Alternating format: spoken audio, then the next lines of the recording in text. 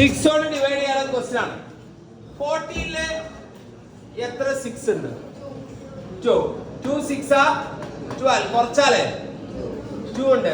8 താഴത്തേക്ക് 28 എത്ര 6 ഉണ്ട്? 4 6 into 4 24 കുറച്ചാലേ 4. അടുത്ത നമ്പർ എഴുതി 6 46 7 അപ്പൊ എത്ര ഉണ്ടാവുക?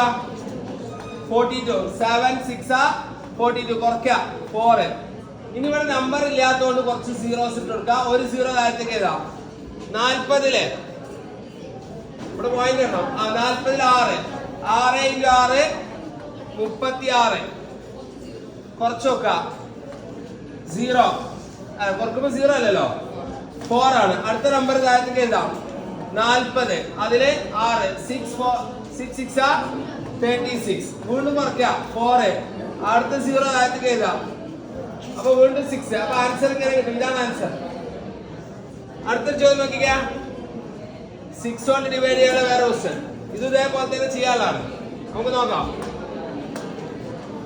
1 6 is 6 കുറയ്ക്ക 12 2 2 6 12 കുറക്കുമ്പോ 0. ഇനിയാണ് എല്ലാവരും തെറ്റിക്ക.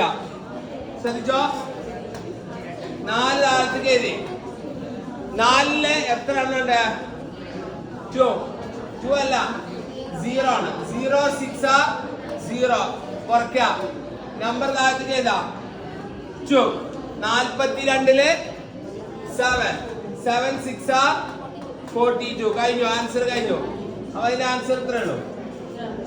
അപ്പൊ ഇതേപോലെ 0 വരുന്നത് അല്ലാത്ത പ്ലേസ് ഒക്കെ മനസ്സിലാക്കുക.